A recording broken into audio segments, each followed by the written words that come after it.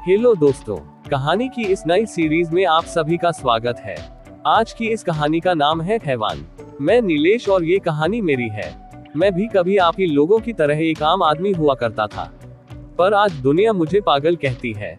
जो लोग आते जाते मेरा हाल पूछते थे, वही लोग मुझे देखकर पत्थर मारते हैं, डरकर अपना रास्ता बदल देते हैं। ये सब कुछ मेरे एक गलत फैसले की वजह से है, जिसे अब मैं चाहकर भी सुधार नहीं सकता। एक शाम मैं ऑफिस से घर वापस आ रहा था। अपना मनपसंद गाना गुनगुनाते हुए मैं रास्ते से गुजर ही रहा था कि अचानक ही रास्ते में मुझे एक साधु मिला। साधु, क्या बात है बेटा, आज बड़े खुश लग रहे हो, किस बात की इतनी खुशी है? उद्धरण चिन्ह। मैंने आज से पहले उस साधु को कभी नहीं देखा था। मैं उसे इग्नोर कर आगे बढ़ा ही था कि तभी उस साधु ने मुझसे कुछ ऐसा कहा जिसे सुन मेरे पैर जम से गए। साधु, शहनाज बेहद पसंद है ना तुझे? चिंता मत कर, मेरी बात मानेगा तो वो भी तुझे पसंद करने लगेगी। उद्धरण चिन्ह। साधु ने मुझे सुनाते हुए कहा, नीलेश, पर आप हैं कौन और आपको कैसे पता कि मैं शहनाज को बहुत पसंद करता हूँ? उद्धरण चिन्ह। ना चाहते हुए भी शहनाज का नाम सुन मैं साधु से बात करने को रुक गया। मुझे इस तरह परेशान देख साधु मुस्कुराते हुए बोला, साधु, अरे नीलेश, परेशान क्यों होता है? मैंने कोई जादू टोना नहीं किया तुम पर, बल्कि शहनाज के बारे में तो तुमने ही मुझे बताया है। उद्धरण चिन्ह। नीलेश, नहीं, पर मैंने तो तुमसे कभी बात नहीं करी, फिर ये कैसे पॉसिबल है? उद्धरण चिन्ह। साधु पर शक तो मुझे शुरू से ही था, लेकिन जैसे जैसे वो मुझे मेरे बारे में बताए जा रहा था, मेरी दिलचस्पी उसमें और बढ़ने लगी थी। नीलेश बाबा, आप कुछ कहते क्यों नहीं? भला मैंने आपको शहनाज के बारे में कब बताया? उद्धरण चिन्ह। इस पर साधु बोला, साधु, नीलेश, मैं अक्सर इस रास्ते पर ही बैठा आते जाते लोगों को देखता रहता हूँ और रात होते ही पीछे कब्रिस्तान में जाकर सो जाता हूँ। यही मेरी जिंदगी है। और जब से मैंने तुमको खुद से बात करते देखा तो मुझे अच्छा लगा। तुम्हारे चेहरे से ही पता चल रहा था कि तुम किसी के प्यार में हो। एक दिन मैंने तुम्हारे मुंह से उस लड़की का नाम भी सुन लिया, शहनाज। बस इसलिए तुमसे बात करने का मन हुआ, क्योंकि मैं जिससे प्यार करता था उसका नाम भी शहनाज ही था। उद्धरण चिन्ह। साधु की बात सुनकर पहले तो मुझे खुशी हुई, लेकिन जब मैंने उसकी बातों को ध्यान से सुना तो चौंक गया। नीलेश, था का क्या मतलब है? क्या हुआ आपकी शहनाज को? उद्धरण चिन्ह। मेरे सवाल पर साधु के चेहरे पर दर्द झलकने लगा था, पर उसने मेरी बात का कोई जवाब नहीं दिया। बस मेरे कंधे पर प्यार से हाथ रखते हुए बोला, साधु, नीलेश, तुम चिंता मत करो। ये लो सफेद गुलाब, और कल तुम इसे अपनी शहनाज के बालों में लगा देना और वो तुम्हें तुरंत हाँ कर देगी। उद्धरण चिन्ह। साधु के हाथों में सफेद गुलाब देख मुझे अजीब तो लगेगा, पर मैं भी अपने एक तरफा प्यार में अंधा हो चुका था, इसीलिए ज्यादा कुछ ना सोचते हुए मैंने साधु के हाथ से वो सफेद गुलाब ले लिया और अपने घर आ गया। उस रात मुझे नींद नहीं आई। मैं बस साधु के दिए सफेद गुलाब में अपनी शहनाज को इमेजिन कर रहा था और पूरी रात यही सोच रहा था कि कब शहनाज मुझे हाँ बोले और मैं उसे अपनी बाहों में भर लूं। इन्हीं सपनों को देखते हुए कब मेरी सुबह हुई, मुझे पता ही नहीं चला। शहनाज, आई लव यू, और फिर वो प्यार से मुझे अपनी बाहों में भर लेगी। मैं बस सोच रहा हूँ, शहनाज के हाँ करने के बाद उसे खाने पर ले जाऊं या फिर उससे शॉपिंग के लिए पूछूं। खुद से कहता हुआ जब मैं ऑफिस पहुंचा, शहनाज मुझे कहीं दिखी नहीं। किसी तरह बेचैनी में दिन खत्म हो गया। शाम हो गई। ऑफिस में सब लोग जा चुके थे, पर मैं अभी भी शहनाज का इंतजार कर रहा था। ऑफिस में ही बैठा था कि अचानक शहनाज मेरे सामने आ गई। शहनाज मेरे सामने गले में वरमाला डाले खड़ी थी। उसने मेरे बॉस से ही शादी कर ली थी। सच कहूं तो दिल टूटना किसे कहते हैं, मैंने तब महसूस किया था।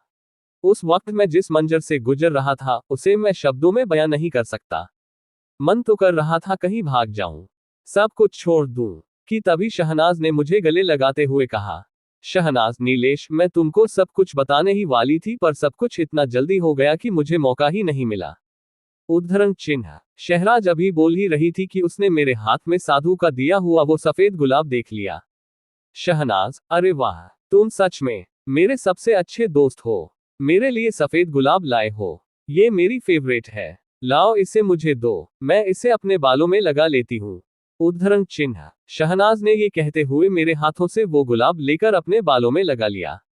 गुलाब लगाते ही उसकी आंखों में क्या हुआ, उसकी आंखें एकदम लाल हो गई। मैं ये देखकर चौंका जरूर, पर अगले ही पल अपना वहम समझकर नजरअंदाज भी कर दिया। वो गुलाब लगाते ही वो पूरी बदल सी गई। वो खुद को शीशे में देख हंसे जा रही थी। जैसे कि पुरानी आत्मा को कोई नया शरीर मिल गया हो। एक पल को मैंने देखा कि शहनाज अंधेरे में किसी से बात कर रही है।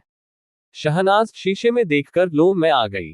क्या खूबसूरत जिस्म ढूंढा है तुमने। इस बार कसम से दिल खुश हो गया। जल्दी तेरे पास आती हूँ तुझे भी खुश करने। उद्धरण चिन्ह। नीलेश, ये अंधेरे में किससे बातें कर रही हो तुम। उद्धरण चिन्ह। मैंने शहनाज से कहा पर उसने मुझे ऐसे देखा जैसे वो मुझे जानती ही नहीं। वो बिना मुझसे कुछ कहे ऑफिस के बाहर चल दी। नीलेश, शहनाज सुनो तो। इतनी रात में कहाँ जा रही हो। तुम्हारा पति तुम्हारा इंतजार कर रहा है। शहनाज।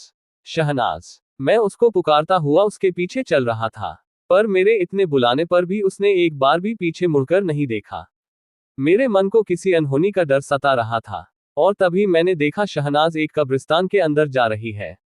नीलेश, ये कब्रिस्तान तो वही कब्रिस्तान है जिसमें वो साधु रहता है।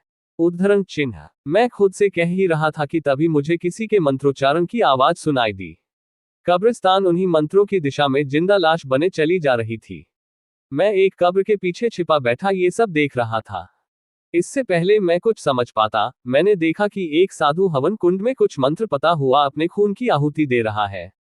साधु मंत्र पढ़ ही रहा था कि तभी उसने अपनी एक आंख खोलकर देखा कि शहनाज उसके सामने खड़ी है। शहनाज को देख साधु के चेहरे पर मुस्कान उमड़ पड़ी थी। अब मुझे सब कुछ साफ साफ समझ में आ चुका था। नीलेश, अच्छा तो इस साधु ने सफेद गुलाब पर काला जादू किया हुआ था। उद्धरण चिन्ह। तभी शहनाज उसके पास आई है। मैं खुद से कह ही रहा था कि तभी साधु ने शहनाज को अपने पास आने का इशारा किया। शहनाज भी एक सीध में साधु के पास जाने लगी। मैंने चिल्लाते हुए साधु से कहा, नीलेश, तो इस साजिश के पीछे तेरा हाथ है और तूने जो कुछ भी कहा वो सब झूठ था। उद्धरण चिन्ह। साधु मुझे गुस्से में देख मुस्कुराने लगा और हवन कुंड में फिर से अपने खून की आहुति डालते हुए बोला, साधु, इस संसार में प्यार जैसा कुछ नहीं होता। ये सब सिर्फ एक कल्पना है और कुछ नहीं। अगर इस संसार में कुछ वास्तविक है तो वो है वासना। सिर्फ और सिर्फ वासना। और हाँ, मैंने तेरे से जो कुछ भी कहा था वो सब झूठ था, बिल्कुल तेरे एक तरफा प्यार की तरह। अभी तो मैं तेरी आंखों के सामने ही तेरे प्यार को तार तार करने वाला हूँ। उद्धरण चिन्ह। इतना कहकर साधु ने शहनाज को अपनी बाहों में भर लिया। ये देख मेरे पूरे बदन में आग लग गई। साधु ने जिस हवन कुंड में अपने खून आहुति थी उसी हवन में से दो साधु और निकले जो मुझे पकड़कर मेरा गला दबाने लगे। मैं अपनी आखिरी सांस के लिए भी साधु के बहरूपियों से लड़ रहा था। तभी मैंने देखा साधु शहनाज को अपनी गोद में बिठाकर उसके गालों को छू रहा है और उसके जिस्म को सहला रहा। ये वो पल था जब मुझे मेरे किए पर शर्मिंदगी होने लगी थी, क्योंकि शहनाज के साथ जो भी कुछ हो रहा था उसकी वजह मैं था। उस बेचारी को तो इस बारे में कुछ पता ही नहीं था। मैं साधु के सामने खूब गिड़गिड़ाया, नीलेश, अरे क्या बिगाड़ा है इसने तेरा। मैं तेरे हाथ जोड़ता हूँ। उद्धरण चिन्ह। मैं उससे शहनाज की भीख मांग रहा था, पर साधु ने मेरी एक ना सुनी। वो साधु अब शहनाज के जिस्म से कपड़े नोचने लगा था, जो मुझे किसी हाल में बर्दाश्त नहीं था। जिन साधुओं के बहरूपियों ने मुझे दबोच रखा था, मैं उन सबको अपने साथ घसीटता हुआ हवन कुंड की ओर बढ़ने लगा। शहनाज भी उस असली साधु की बाहों में किसी जिंदा लाश की तरह पड़ी हुई थी जिसे वो साधु चूमने जा रहा था कि तभी मैं हवन कुंड के पास पहुंचा और उस हवन कुंड को एक लात मारकर उसे दूर फेंक दिया, जिससे उसकी आग जमीन पर फैलकर बुझ गई। आग के खत्म होते ही बहरूपी हवा में लुप्त हो गए। साधु, दुष्ट, ये क्या किया तूने। तूने हवन कुंड की आग को ही फेंक दिया। तुझे पता भी है तूने कितना बड़ा अनर्थ किया है। उद्धरण चिन्ह। साधु मुझ पर चिल्लाता हुआ हाथ में चाकू लिए मेरी तरफ आ ही रहा था।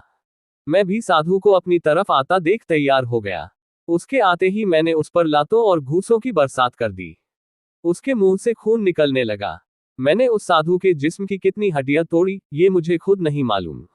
मुझे तो होश तब आया जब मेरे सामने वो गिड़गिड़ाने लगा और अपनी जान की भीख मांगने लगा। साधु, नीलेश, मुझे माफ कर दे मुझे। उद्धरण चिन्ह। पर इतने पर भी मेरा गुस्सा शांत नहीं हुआ और मैं गुस्से से उसका गला दबाकर उसे जान से मारने ही वाला था कि तभी मुझे शहनाज की आवाज सुनाई। शहनाज, नीलेश, नीलेश। उद्धरण चिन्ह। शहनाज अपने हाथ में साधु का चाकू लिए मेरे पीछे ही खड़ी थी। हवन कुंड की अग्नि के बुझते ही सफेद गुलाब पर किया हुआ काला जादू भी खत्म हो गया और शहनाज भी होश में आ गई। उसने जब अपनी हालत देखी तो अगले ही पल से सब कुछ समझ आ गया था। वो पूरी तरह से टूट चुकी थी। उसकी आंखों में आंसू थे। शहनाज, नीलेश, तुमने मुझे बर्बाद कर दिया। मैं तो तुम्हें एक अच्छा दोस्त समझती थी पर तुम तो हैवान निकले। तुमने मेरा घर बसने से पहले ही उजाड़ दिया। नीलेश, मेरी नई नई शादी हुई थी। मैंने अपना परिवार बसाने के सपने देखे थे और तुमने सब कुछ बर्बाद कर दिया। सब बर्बाद कर दिया। तुम मेरे दोस्त नहीं, दुश्मन हो, दुश्मन। उद्धरण चिन्ह। शहनाज की ये बात मुझे चुभ गई थी। जिसके प्यार के लिए मैं तरस रहा था, उसी प्यार की नजरों में आज मैं एक हैवान बन चुका था। ये सब मेरे गलत फैसले के कारण हुआ था। मैं जान चुका था कि जो गलती मैं कर चुका हूं, उसे मैं चाहकर भी नहीं सुधार सकता। फिर भी मैंने कोशिश की और शहनाज को पूरी बात बताने के लिए उसकी तरफ बढ़ा ही था कि तभी शहनाज ने मुझे चाकू दिखाते हुए कहा, शहनाज, रुक जा हैवान। मुझे गंदा करने के बाद भी तेरा मन नहीं भरा जो तू फिर से मेरे करीब आना चाहता है। खबरदार, अगर एक कदम भी मेरी तरफ बढ़ाया तो मैं मर जाऊंगी, पर तुझे खुद को छूने नहीं दूंगी। उद्धरण चिन्ह। नीलेश, नहीं शहनाज, तुम गलत समझ रही हो। एक बार मेरी बात तो सुनो। उद्धरण चिन्ह। ये मेरे आखिरी शब्द थे जो शहनाज ने सुने थे। मैं उसे समझाने के लिए आगे बढ़ा ही था कि शहनाज ने मुझे अपनी तरफ आता देख आत्महत्या कर ली। अपने हाथ में लिए चाकू को उसने अपने पेट में घुसा दिया और दर्द के मारे तड़पने लगी। नीलेश, शहनाज, ये तुमने क्या किया? क्यों मुझे इतनी बड़ी सजा दे रही हो? शहनाज, मेरी बात तो सुनो। उद्धरण चिन्ह। मैं शहनाज को संभालने उसकी तरफ बढ़ा ही था, पर उसने मुझे खुद को छूने से भी रोक दिया था। शहनाज, नीलेश, खबरदार, अगर तुमने मुझे छुआ भी, मैं नहीं चाहती कि तुम्हारी परछाई भी मुझ पर पड़े। तुम एक हैवान हो, हैवान। मुझे शर्म आती है कि मैंने तुम्हें कभी अपना दोस्त समझा था। उद्धरण चिन्ह। इतना कहकर शहनाज मेरी आंखों के सामने मर गई। मेरे प्यार ने मेरी आंखों के सामने ही अपना दम तोड़ लिया, जिसकी वजह मैं खुद था। शहनाज की वो आखिरी बातें मैं बर्दाश्त नहीं कर पाया और दिमागी संतुलन खो बैठा। लोग मुझे देखकर डरते हैं, दूर भागते हैं, मुझे पत्थर मारते हैं। पर मैं इसी कब्रिस्तान में अपने प्यार, अपनी शहनाज की कब्र के पास पड़ा रहता हूँ। उसकी कब्र को छूता नहीं हूँ। उसे अच्छा नहीं लगता। बस दिन रात उससे माफी मांगता रहता हूँ, इस उम्मीद में कि शायद किसी रोज वो मुझे माफ कर देगी। खुद को याद दिलाता हूँ कि मैं एक हैवान हूँ। सिर्फ एक हैवान जिसने अपने ही प्यार को तबाह कर दिया।